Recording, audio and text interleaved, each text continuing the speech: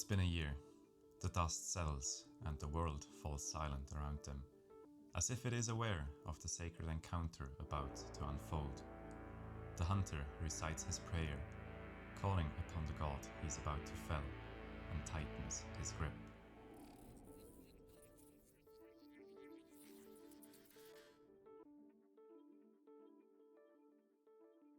The crab hunter belongs to a tribe outside of Kars, living on a cliff side, safe from the still surging waters. The title of hunter and the burden that accompanies it are handed down within the same family, and even though it's a sacred title and the family well respected, the crab hunter lives a secluded life. Might it be from the burden he carries, his symbolic meaning within the tribe's religion, or his origin in the Pilgrims Guild? Living on the outskirts, the crab hunter is rarely seen within the village itself. He often wanders around, searches the desert for forgotten treasures, and often disappears for days, sometimes weeks, only to return without a word of where he was, with no one noticing, until his tribespeople see him sitting outside his hut again. Once a year though, the crab hunter is the center of attention for the tribe. Once a year, a festival is held. Music draws the villagers out of their huts, and flags in various shades of red are hung along the cliff side. Once a year, the crab hunter goes out into the desert to slay a god. Once a year, the crab hunter kills a wizard crab.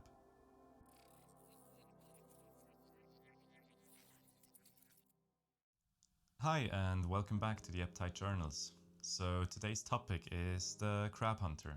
And if you watched the previous video about the wizard crabs, it might be a little confusing to have a crab hunter in the Ebbtide Journals.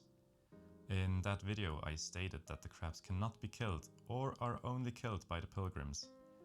But that idea has changed somewhat since. So let's quickly go over who the crab hunter, or rather the hunter's family, is. As teased in the beginning, the family stems from an earlier version of the pilgrims. Some decades ago, one of the pilgrims, dissatisfied with the rule of the librarians, chose to leave Kars behind. Before he left, he secretly gathered a small following in the perimeter of Kars. The acceptance for the librarians as the rulers of Kars is not as popular as one might think. So I guess it's not too far from what I said before about the wizard crabs. In some way it still holds true that they're only killed by a pilgrim. Anyway, now the group has transformed into a tribe and settled outside of Kars in makeshift huts on a cliffside, worshipping the wizard crabs as their deities and living life as free people. I still have to work out their religion and why it involves killing their gods once a year. One reason might be that the tribe relies on trading the miracle drug the wizard crabs provide on the black market of Kars. Another reason might be that the wizard crabs protect the desert and therefore their village from outsiders. The design of the crab hunter is inspired by desert tribes like the Tuareg, but I took some liberty with the color choice. With the cliffside tribe worshipping the wizard crabs, it makes sense that red is a predominant color there.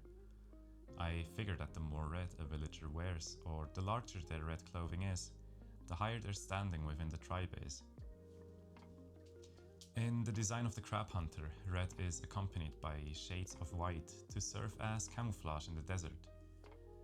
A keepsake, a splinter of a crab's shell around the hunter's neck, is meant to protect him and labels him as a seasoned hunter, one that has already killed a crab.